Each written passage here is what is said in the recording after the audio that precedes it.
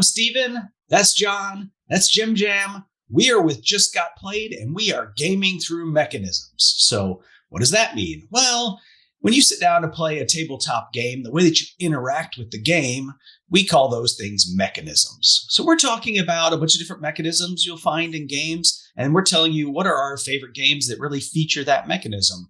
And we've had the people vote on their favorite as well, so we'll tell you what that is. So today we are talking about bag builders. So what is a bag builder?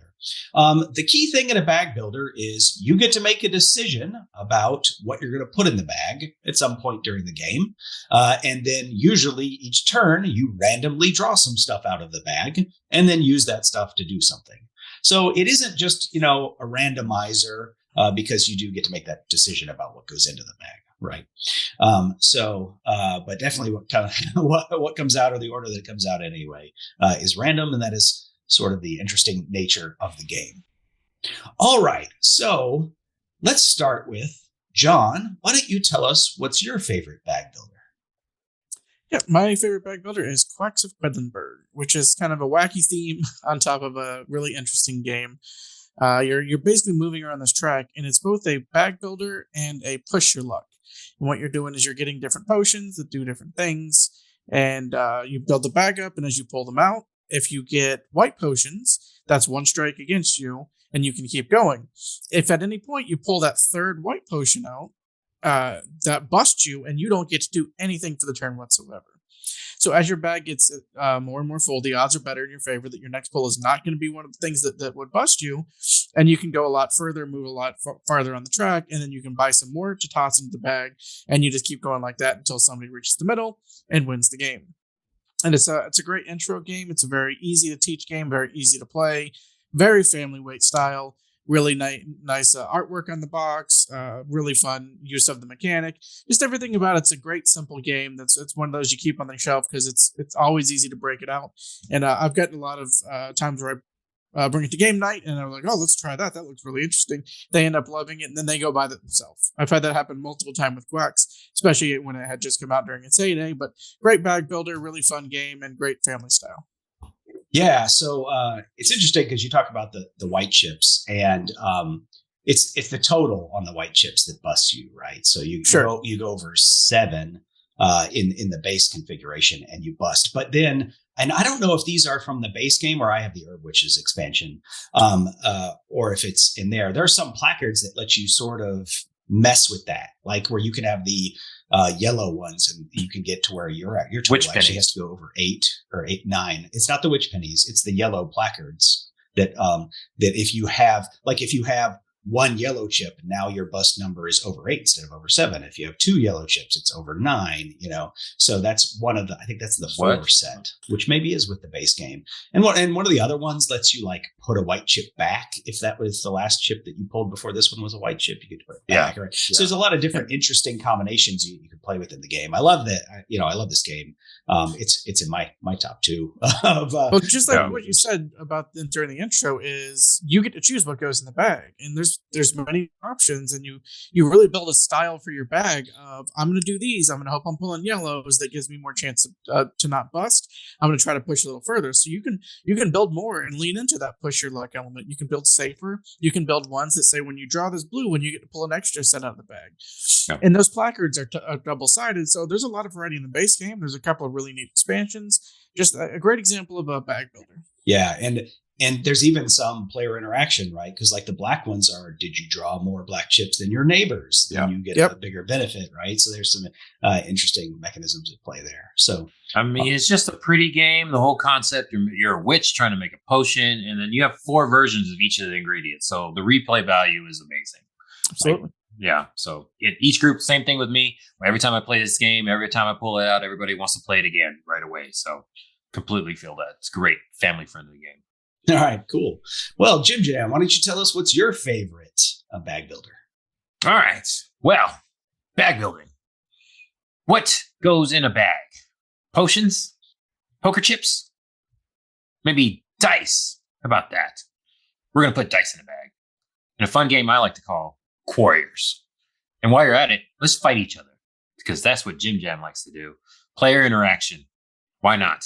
I said my favorite deck builder was Star Realms, or one of my favorite. You're fighting each other in that one. But now I want to do it with dice. That's exactly what you do in Quarriors. You're buying spells. You're buying special little abilities that let you draw more dice and roll them.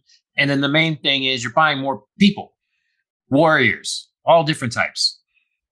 So just like with Quacks, Quarriors has a bunch of dice, and almost like the potions, there's the same color, but then you get multiple versions of it. So another game with a good replay value, Quarriors. And then you're fighting each other. So I just want to make my dice bigger and better than your dice. Hopefully, if I roll correctly. I mean, it's a little bit RNG, kind of, sort of, because you don't know what face you're going to get. You can get a bigger die, quote unquote, with better attack and defense stats, but you don't know if you're going to roll that side or not. So hopefully you get a good roll, and then you can have your warrior last before everybody else. If you have more warriors that last before everybody else, you get victory points. And then the more victory points you get, the closer you're ending the game. So it's almost like a time track thing, kind of, sort of. So we've got all these multiple elements all together. Really simple game. You roll the dice, you hope it lasts, get victory points. When you get to a certain amount of victory points, depending on the player count, you win the game. Sometimes we add more because it goes so fast. So just like Quacks, every time I bring out Quarriors, most people end up liking it. And then the people that don't, they're silly people. They're silly gooses because they want something more complicated. But it's a basic game. You just roll dice, and then you buy more dice and you roll those as well. Try to get your bag, bigger. You kind of want to get a bigger bag because you have more stuff to pull out, but you also want to just get that big dragon out, and then you want that to just last. That's pretty much how it goes. Very simple game, really quick. It takes more time to set up than it does to play because you have to get the dice out of the thing and then put them out there and then get the card for which version of the dice you're going to have. But really simple game, Quarriors. Just check it out. There's a ton of different expansions. I haven't gotten them all. I haven't gotten to play them all, but I'm pretty sure it works out the same way. You get more dice, you get more cards abilities. That's pretty much it. They love the alliteration too. They play with that Quarriors name a lot. The expansion stuff, it's great. Yeah. I haven't played the game much, but from the description, it sounds like it would just be a hot mess of randomness, right? Like randomly drawing out of a bag, randomly rolling dice, whatever. But yes, I didn't feel that way when I played it, right? It felt somewhat strategic on how I built my bag and what was going on. I didn't feel like, I just lost because of a bad die roll or something. Well, there's also, if you're not really strong, because it's a multiplayer game, you can only attack one person. If you're kind of weak at the moment, Jim Jam might be coming at me because he wants to keep me in line, so I'm not walking in with 3 points too. So it's one of those games that mitigates that early RNG by, if you're not really strong, you're not really worth attacking too much, because then the third or fourth player is in a really good position. So it's a game that's kind of managed by the rest of the table of, okay, we need to make sure we're taking down the true threat here and not piling on the person getting the really low RNG rolls. So it does address that. My only slight issue with the game is it's a little hard on readability. There's just one card that tells you what the dice does, and there's multiple people that have the dice, and you're like, wait, what does this one do again? Mm-hmm. So as you're learning the game, it's a little bit difficult, but once you pick it up, it's fine. And it is a fun little deck building game, and the theme's neat. You get, you might have a dragon, and you're fighting with a dragon now, and stuff like that. And all of the expansions have just a ton of dice, a ton of options, really neat system. So I haven't played it in a while, but if someone broke it out, I'm like, yeah, let's play that. That's fun. Yeah, what's nice is if you're new to the game or if you've been playing a long time, it doesn't take long. If you don't get it within the first 2-3 rounds, by the end of the game, you're an expert. It's like, okay, you got it. Roll the dice. But yeah, I do agree with you with the cards. I wish there was a projector that came with it, because some of the cards have a lot of text on them, and they're really hard to read, especially in a dark room. So yeah, that'd be my only gripe as well. It's hard to read the cards. All right. Well, those are two sort of lighter games. I'm going to move to the heavier side of the spectrum with my choice for the best bag building games, which is Orleans or Orleans, or however you pronounce it. I don't know. Orleans. Yeah, I'll go with Orleans. So Orleans, what you have in your bag are, I guess, villagers for your village. Yes. So you are going to draw, a certain number out of the bag every turn, and then you have this little village in front of you, and you can decide where do you want to allocate those people, right? So you could say, maybe I need a fisherman and a farmer to do something, and that something might be getting another worker to put in your bag.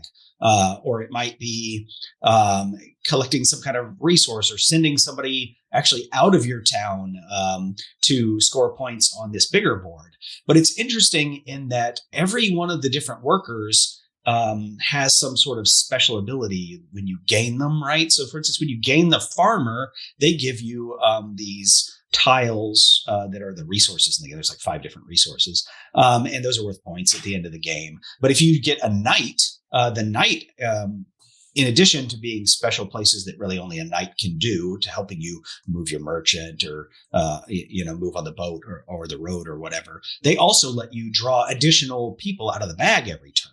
So for every knight you have, you draw an extra person out of the bag. And then there's another one that I can't remember what it is, maybe the brown ones that give you the tech discs, which allow you to cover up a space on your board. So now it makes that action easier for you to do. Or there are the monks that you can get that are a wild card that in almost every case can be used in place of something else. And then there are the ones that when you get them, they allow you to take maybe they're called engineers or something, that give you a tile, which is a unique sort of worker placement spot. For these little disc villagers, workers, for your own private use. And then there's like this scholar track at the bottom with the books, and you get points, a lot of points off of that.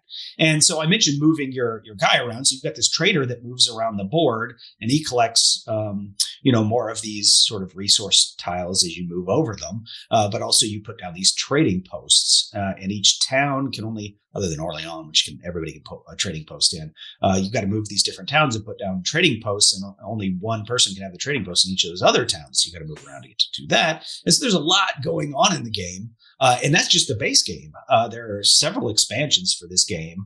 And in fact, if you like co-op, there's a really good co-op expansion for this game called Invasion, right? Where you're fighting off an invasion. So not only do you do all the sort of normal things that you do in Orleans about building up your bag and putting your stuff out, now you've got to dedicate resources to fighting these invaders that are coming. And everybody has to sort of collaboratively do that. Otherwise, everybody loses if you haven't met, that condition on the board. So, Orleans is a lot of fun. One thing about deck builders or bag builders is you can get a bad draw. You can be like, oh, I needed these things in combination for each other, or I'm screwed. Well, in Orleans, you could just save the thing. You could put it on the board and leave the other space empty, until you draw the other thing to put it with the thing. So, there's some mitigation of that sort of luck. You don't have to draw the things at the same time in order to be able to activate it. So that's one of the things that I like about Orleans. Yeah, Trade and Intrigue is a must-have expansion. The base game is great, but Trade and Intrigue just takes it to a completely different level. I think that the complexity of Orleans is every other bag builder combined. Like if you look at every other bag builder in the market and add those together, you get Orleans. And it's not that it's convoluted or anything. It's just there's a lot of options. There's a lot of things you can do. It is a very strategic game, and it really opens up a lot of opportunities to outplay your opponents. Because if you are putting those characters up in the slot that you're not completing yet, that thins out your bag. So you can strategically put those up there and set up like an amazing turn where you're fulfilling, like putting 4 of those things out at once. The things that you buy are going to change how the whole thing works. It's a great game. So if you like bag builders and you're like, I wish this was a little bit more complicated, give Orleans a try, especially with the trade part of the Trade and Intrigue expansion. And it sings. Yeah. And with that, whatever it's called, dedication board or whatever, where you send people out of your village too to score points, that also lets you thin your bag. So you don't see that a lot, I think, in bag builders as much as you do in deck builders, the ability to thin your deck. Well, this has a lot of ability to thin your bag if that helps you. So, yeah. Yeah, which is really strange because, in deck builders, I don't think there's any deck builder where you get to take a card out of your deck and then just kind of leave it there and get coins for it, victory points when you put it out. I too like Orleans a lot. My only gripe is that unlike other pool builders and deck builders, you don't empty your bag before you draw more, or you have to put everything back in the bag at the end of your turn, which takes the whole mitigation part of it and drives me up a wall. So that's probably why they had that dedication board to hopefully stop that from happening. But yeah, I played that game wrong for a very long time because I thought it was like a generic bag builder. So I was just drawing until the bag was empty and then I put stuff back in. And it's just like, when I found that out, I was like, drove me crazy. But everything else, love it. Everything else, Orleans is great. And then I don't know if we talked about this or anybody caught this before, but there are different dedication boards. I don't know. Has anybody ever seen them? I've only seen them like one time. So I've only heard you mention them. I think I only have one. Yeah, there's actually There's a lot of stuff in this game, a lot of expansions, upgrade token sets. It's one of those that if you like getting a board game and just like making that a lifestyle game, Orleans is a game for you. Yeah, because it's all very expensive. So yeah, definitely keep it if you don't have it, because all that stuff is going to be jacked up in price because it's very hard to get. There's a new printing. There's a new company with a new printing of Orleans. So I hope they have the different dedication boards then. Yeah, hopefully, I don't know if they're going to have all that extra stuff too, right? So yeah, it's interesting. But I think is it Capstone? Maybe, I don't know. There's a new printing from Capstone after the epic failure of TMG. Yeah. All right. So not spoiler. The people's number one game was also Orleans, right? So it's time to talk about the people's choices. The people voted for Orleans above all others, but there was another game that also got a lot of votes.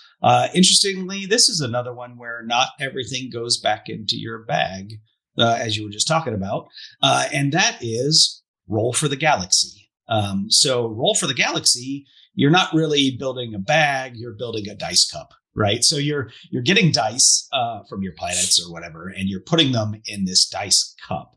And you get, every turn you get to roll all of the dice in your dice cup.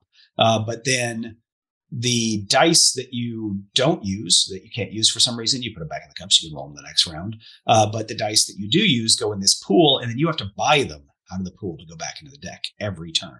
And you have to buy them. If you have money, and you have to spend it to put the dice back in the deck. So you can't like thin them by omission, right? But Roll for the Galaxy is the sort of little brother of Race for the Galaxy. So you see a lot of the same systems at play here.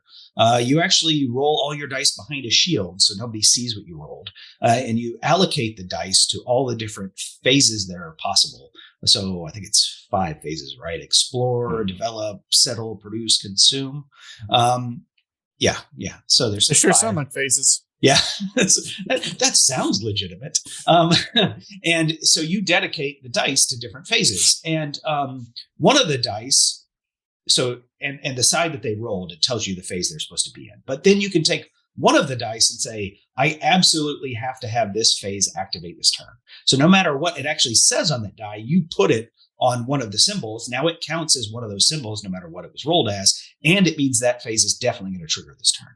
Also, you can set aside one die, like you're not going to use it, to be able to move some die to say, well, this one, it's a rocket, but I want to use it as a settle instead. Right. So there's a little bit of mitigation in how you can change up what you rolled. And there are different dice in the game. They're different colored that are more likely to trigger different things. Like, I don't know, maybe the blue ones produce more often than not or something. I don't actually remember. But there's blue dice and brown dice and green dice, et cetera, matching all the sort of colors of the different planets.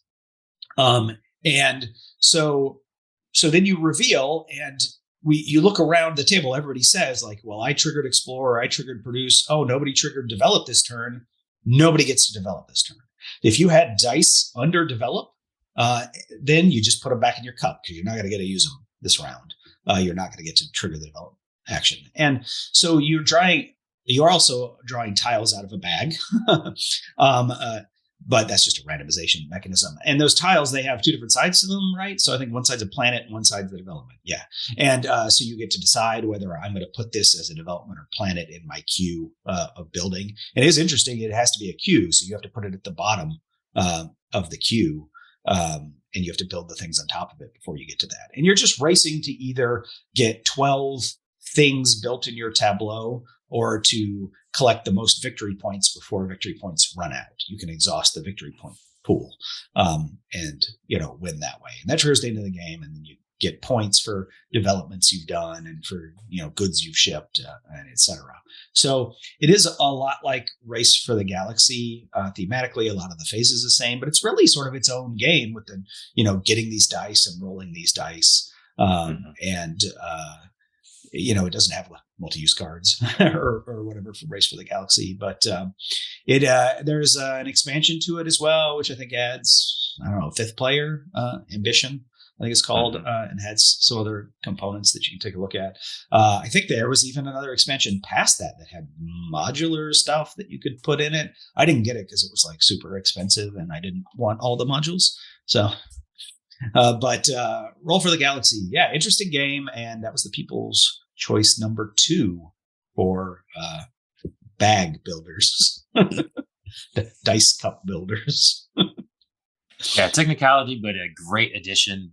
Love Roll for the Galaxy ever since I started playing it. I played Race before, and I played Roll, and I'm like, I'm not playing Race ever again.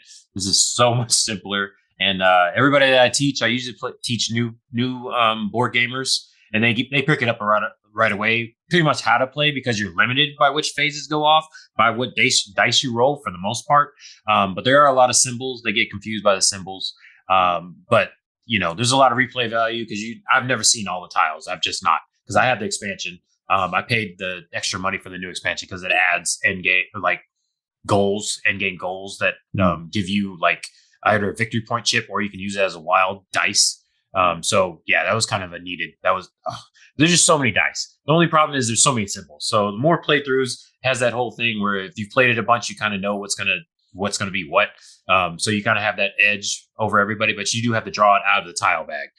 But it's a great game. It's very pretty as well. And if you like variable player powers, I guess I don't know what we were categorizing that at, but each planet usually gives you a power that, right? Yeah, your starting planet and the planets you develop, or I can't remember which side. What is the diamond ones? It was Diamond is developments, yeah. And what's the other one? Circles are planets. Settle.